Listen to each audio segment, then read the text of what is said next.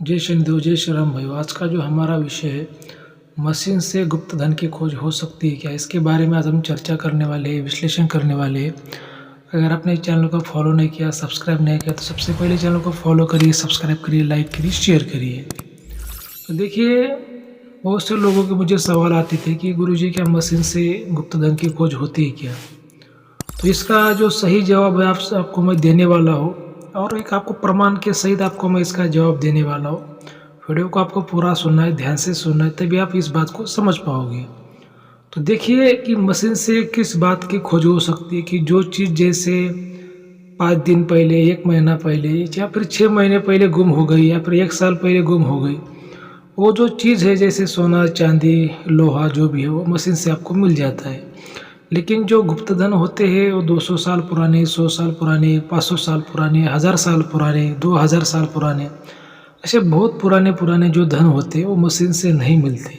ठीक है।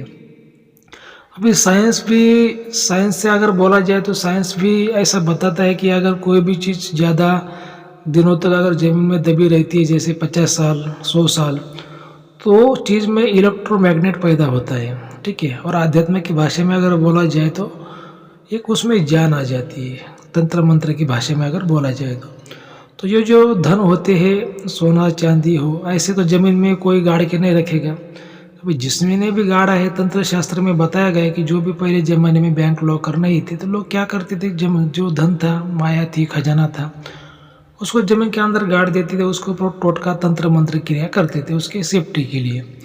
तो जाहिर सी बात है कि धन पर तो शक्ति पहले तंत्र शास्त्र में बताया गया है कि धन पर शक्तियाँ होती है, टोटके होते हैं। ठीक है। और ऊपर से साइंस भी बोलते हैं कि अगर कोई चीज़ ज़्यादा दिन तक ज़मीन में दबी रहती तो उसमें इलेक्ट्रोमैग्नेट पैदा होता है। तो ये जाहिर सी बात है कि जो गुप्तधन होते हैं, खजाने होते हैं, उस पर कोई ना कोई शक्तियाँ होती है। अगर नहीं भी है तो शक्ति पैदा भी होती है, उसमें जान आ जाती है। ठीक है। तो ये इसका एक आधार हुआ है। और भी उस पर बहुत से उदाहरण होते हैं भाइयों की। देखिए, मान लीजिएगा अगर मशीन से ऐसे धन किसी को मिल जाते हैं ना, तो सब लोग ऐसी मशीनें लेकर ही घूमते हैं। 20,000 की, 40,000 की, 1 लाख की, 2 लाख की, जितने में वो कोई मशीन की कीमत है, वो जो मशीन लाते लोग और वो मशीन लेकर ही घूमते हैं। ठीक है। तो ये मशीन से जो है गड़ा हुआ धन, गुप्त धन की प्राप्ति आपको नहीं हो सकती। मशीन बजेगी, मशीन आवाज़ देगी, लेकिन वहाँ पर खोदोगे तो आपको कुछ मिलेगा नहीं। इसका क्या मतलब होता है कि जो धन होता है वो जगह छोड़ता है, उस पर जो शक्ति होती है आपको भ्रमित करती है। ठीक है। ये देखिए, अध्यात्म जो है, अध्यात्म सबसे बड़ा है, सनातन धर्म सबसे बड़ा है। और ये तंत्र शास्त्र जो है सनातन धर्म में चाहते हैं। ज्योतिष शास्त्र हो, तंत्र शास्त्र हो, सब सनातन धर्म के ही है। इसमें सनातन धर्म में जो प्रकार होते हैं, सात्विक देवता, तामसिक देवता, ये तामसिक जो देवता होते हैं उसमें तंत्र शास्त्र आते हैं। और तंत्र शास्त्र में जो साफ साफ अघोर विद्या में बताया गया है कि जो धन होते हैं उस पर शक्तियाँ होती है। इंद्रजाल विद्या में बताया गया है कि जो धन होते हैं उस पर टोटके होते हैं, उसको मंत्र से उसको दूर करना पड़ता है।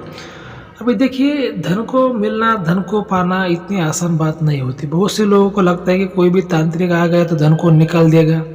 बहुत से जो तांत्रिक होते हैं उनको धन दिखाई देता है, वो वहाँ पे कुछ खोदते हैं, उनको कुछ मिलता नहीं। शक्ति बोलती मेरे को ये चाहिए, शक्ति को देते, फिर भी शक्ति उनको धन नहीं देती। इसके बहुत से इसके राज है। ऐसा 2-4 मिनट के वीडियो में आपको समझाना कोई आसान बात नहीं है। मेरे पास में जो विद्या है, इंद्रजाल विद्या, बंगाली विद्या, नारायणी विद्या, हमारी खानदानी विद्या है। हमारे दादा परदादा पहले से विद्या हमारी चलती आ रही। इसी वजह से जो मेरे पास में जो ज्ञान होता है, बिल्कुल 100% सही ज्ञान होता है, और आपको मैं सही ज्ञान देने की कोशिश करता हूँ भाइयों। इसी वजह से मैं बोलता हूँ कि अपने चैनल को फॉलो करिए, लाइक करिए। और देखिए, हमारे जो चैनल पर जो हम कुंडली विश्लेषण भी करते हैं, एकदम एक्यूरेट करते हैं, लाइव लोगों के वीडियो है। आपको क्या अगर कोई कुंडली विश्लेषण करना है, कोई समस्या है, इस तरह का ज्ञान आपको चाहिए, तो दिए गए नंबर पर आप हमें व्हाट्सएप कॉल कर सकते हैं। लेकिन जो चैनल की फीस है आपको लागू रहेगी। तो क्या होता है ना कि ये जो तंत्र मंत्र की जो शक्तियाँ होती है इतनी आसान नहीं होती, इसको समझना इतनी आसान बात नहीं है। और रही धन की बात, तो उसके लिए सब योग देखना पड़ता है। आपका जो नसीब है वो देखना पड़ता है, नसीब में क्या लिखा है। क्योंकि जो धन मिलता है पिछला जन्म का जो पुण्य होता है उसके आधार पर आपको इस जन्म में धन मिल सकता है। क्योंकि अगर इस जन्म में अगर आपने कितना भी काम किया, कितना भी कोशिश किया, तो भाई वो आप 1-2 तोला भी सोना नहीं खरीद सकते, तो इतना खजाना आपको कहाँ से मिलेगा। तो पिछला जन्म का जो पुण्य है, नसीब है, वो कुंडली के द्वारा देखा जाता है। किसी की कुंडली नहीं तो फिर हाथों के द्वारा सामुद्रिक शास्त्र के द्वारा, सामुद्रिक शास्त्र यानी आपके बॉडी के पार्ट को देखकर भी बताया जाता है। ऐसे बहुत से उसमें बातें होती कि उसमें उसका योग की उसकी खोज की जाती है। उसके बाद में फिर वो ज़मीन में कोई शक्ति है क्या, वो टोटका है क्या, उसको भी देखा जाता है। ऐसे बहुत सी बातों में देखकर फिर उसको तय किया जाता है कि भाई ये धन यहाँ पे है क्या, और ये मिलेगा क्या, नहीं मिलेगा क्या, ऐसी बातों में होती है। लेकिन क्या है कि जो आज लोग हम देखते हैं कि मशीनें लेकर घूमते हैं, यहाँ पर धन मिला मिला, वहाँ पर मिला, यहाँ पर मिलेगा, सब झूठ है, सब फ्रॉड है। मशीन से कभी भी किसी को धन नहीं मिल सकता। ये जो मैं आपको दावे के साथ कह रहा हूँ, हाँ मिल सकता है, लेकिन क्या मिल सकता है, जो कुछ चीज़ आपकी गुम हो गई, ठीक है, कुछ गुम हो गई, गिर गई 1 साल पहले, 6 महीने पहले, ऐसी कोई चीज़ें आपकी ऐसी गुम हो गई, आपको मिल सकती है।